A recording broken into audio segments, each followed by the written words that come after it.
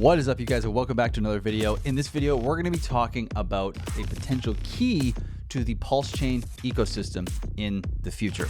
So when I'm talking about the key, we got to think back to one of the comments Richard Hart had made in the past, talking about he wants this to be one of the largest or the largest yield farming project ever, and he thinks it will be.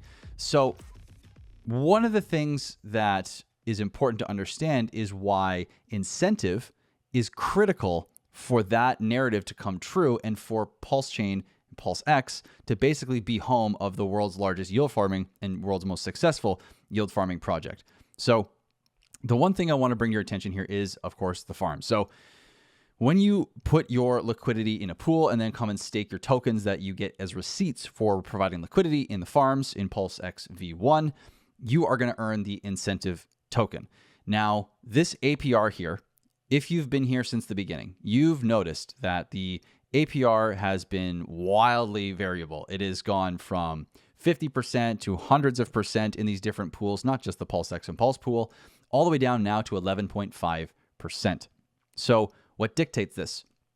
Two things.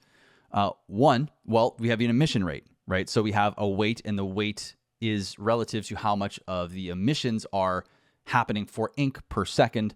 And this is only getting 6.9% versus, as you can see, DAI from Ethereum with Pulse is weighted at 27.59%. So this pool is going to get more incentive. So one thing to understand, though, is that the price of ink more so determines the APR versus anything else. Now, the other thing that does determine APR is total liquidity, because as more users pile into a specific farm, that is basically kind of like a hex staking pool, so to speak, where the more people that come in, the more the rewards are shared between more people, so rewards are diluted. So APR will go down, relatively speaking, if the price of ink should stay the same and more people enter the pool. But if ink were to increase in value and the liquidity would stay the same, then the APR would increase, okay? So this is really important to understand here.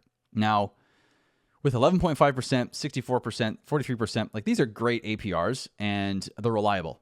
Now, the thing that most people are going to look at when they are going to come farm is, okay, if I have a risk of impermanent loss, meaning prices are moving, ratios are moving in between the tokens I provided, and therefore there's a mathematical loss that I could see, is this APR going to cover it? Is 23% really a big enough number for me to want to come over from maybe a different chain, or maybe for the first time, even though I'm on PulseChain, to participate in the farms? You know, what number is that going to be? So in terms of talking about the key to PulseChain, if you wanted to attract as many users as possible, right? One of the things, if you really wanted them to come get their free tokens, put them to work in pools and make this whole project the world's most successful yield farming project, well, you need high APR. How do you adjust your APR in your farms without, changing the amount of supply that's coming out or something drastic? Well, you make incentive token very, very valuable.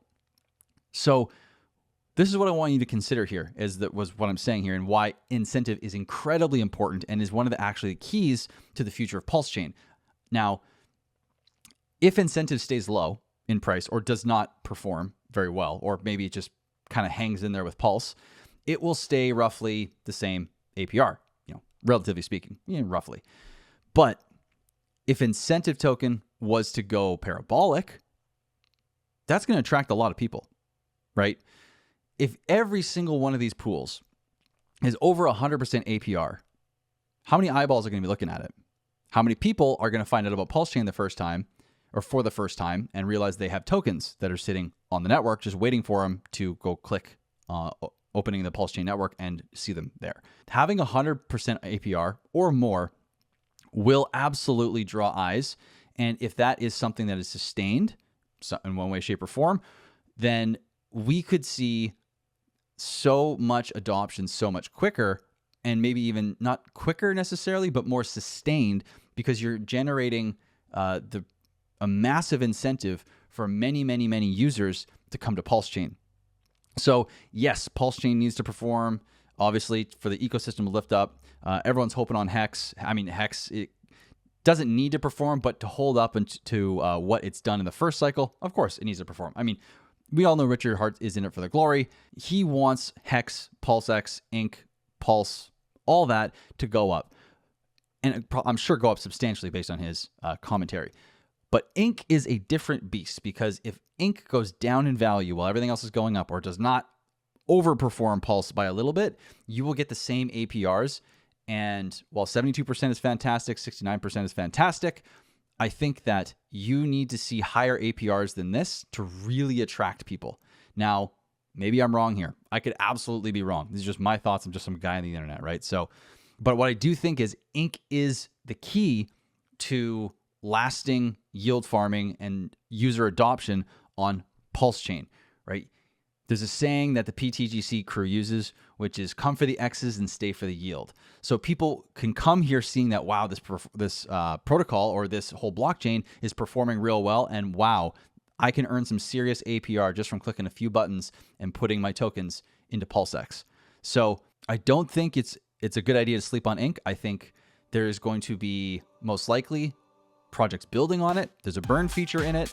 There's a lot to look forward to in that sense. And if supply is reducing, demand is going up, or just demand is going up in general because the price is rocketing because it's super volatile and it's shown itself to be that way so far, then this could very well happen. And I think it's a best case scenario for PulseChain. So let me know what you think in the comments. If you agree with me, if you disagree with me, I'm very curious to hear you. So thank you for watching. I hope you enjoyed the video. I hope you learned something, maybe made you think a little bit. And if you want to learn more from me, I've got a mastermind in the description below. I've got one-on-one coaching for 1 hour or 30-minute calls, as well as a free guidebook on TitanX if you need that as well. So thank you for watching. I hope you enjoyed the video, and we'll catch you in the next one.